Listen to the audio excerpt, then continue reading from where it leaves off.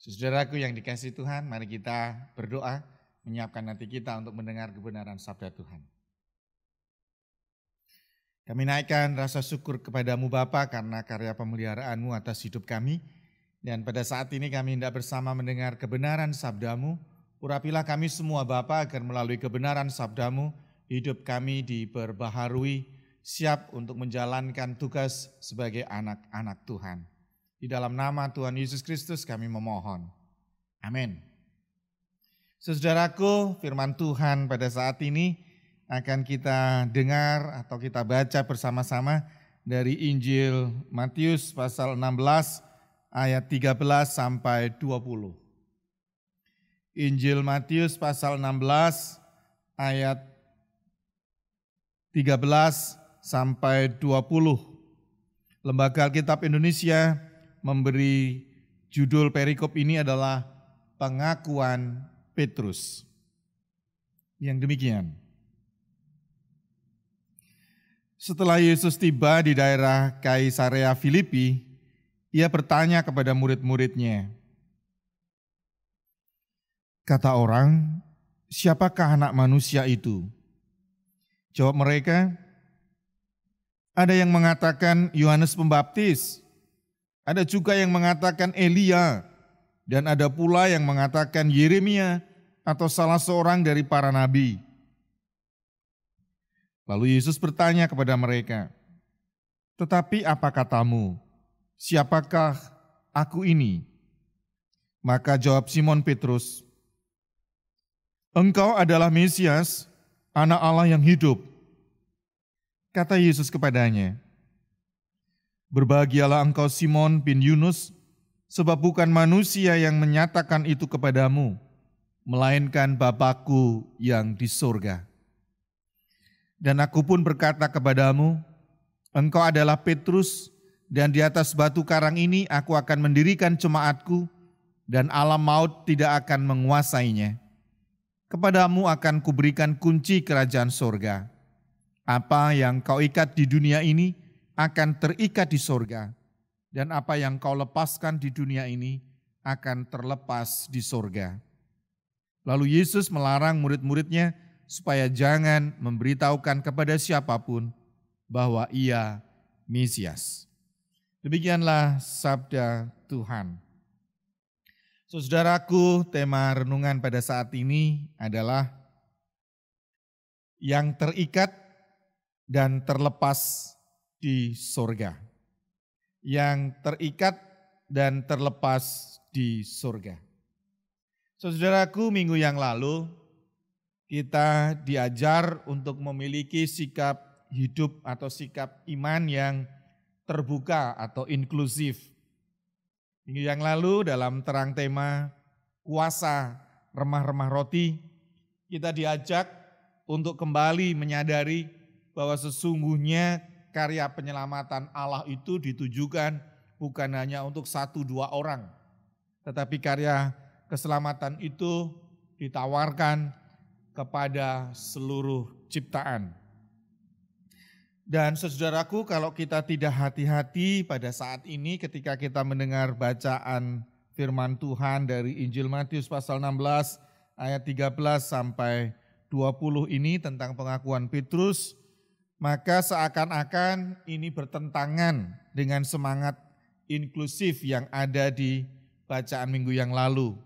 Seakan-akan kita diajak untuk menjadi orang-orang yang masuk dalam sikap hidup, sikap iman yang tertutup, yaitu bahwa kita adalah penentu atau penguasa siapa yang boleh masuk atau keluar, siapa yang terikat atau yang dilepaskan dari kerajaan surga.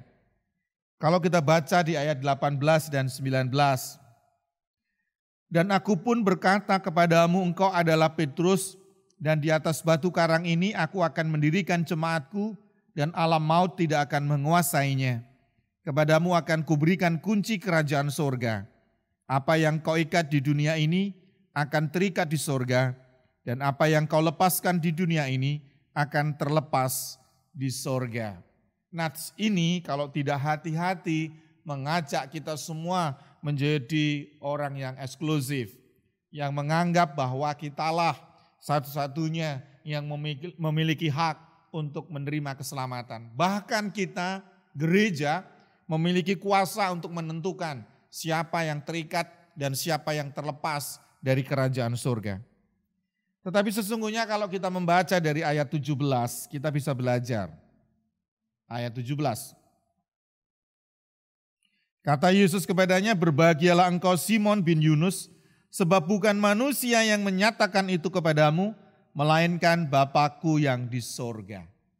Pengakuan Petrus bahwa Yesus adalah Sang Mesias sesungguhnya tidak berasal dari manusia Petrus. Ketika Petrus bisa mengakui bahwa Yesus adalah Mesias, itu adalah berasal dari Bapa. Artinya sesungguhnya pengakuan Yesus sebagai Mesias, karya Yesus, karya mesianik Yesus dalam rangka penyelamatan manusia inilah adalah karya penyelamatan Allah. Sehingga kalau disebutkan yang terikat dan terlepas itu bukan pada diri Petrus, juga bukan pada diri gereja, tetapi pada pengakuan akan Mesias, Yesus Sang Mesias. Artinya bahwa yang terikat adalah mereka yang berjalan, yang bergerak dalam gerak mesianik yang dilakukan oleh Tuhan Yesus. Dan yang terlepas dari sorga adalah mereka yang tidak bersedia berjalan dalam gerak mesianik yang dilakukan oleh Tuhan Yesus. Apa yang bisa kita renungkan dari firman ini? Yang bisa kita renungkan dari firman ini adalah seringkali gereja terjebak dalam kehidupan eksklusif, dalam kehidupan yang tertutup, dalam kehidupan yang arogan, merasa sebagai orang-orang yang terpilih, bahkan merasa sebagai orang yang berhak untuk menentukan siapa yang masuk atau tidak masuk ke kerajaan surga. Gereja dalam pengakuan Petrus yang berasal dari Bapa adalah gereja yang terpanggil untuk hidup dalam gerak mesianik yang dilakukan oleh Tuhan Yesus. Yaitu dalam gerak penyelamatan Allah untuk seluruh ciptaan. Tetapi akhir-akhir ini kita bisa melihat gereja dengan arogansinya merasa sebagai pemegang kunci, maka gereja membuat begitu banyak norma-norma, begitu banyak syarat-syarat ketika orang harus melakukan syarat-syarat itu sebagai alat jalan untuk bisa terikat, untuk bisa diterima, untuk bisa masuk ke surga.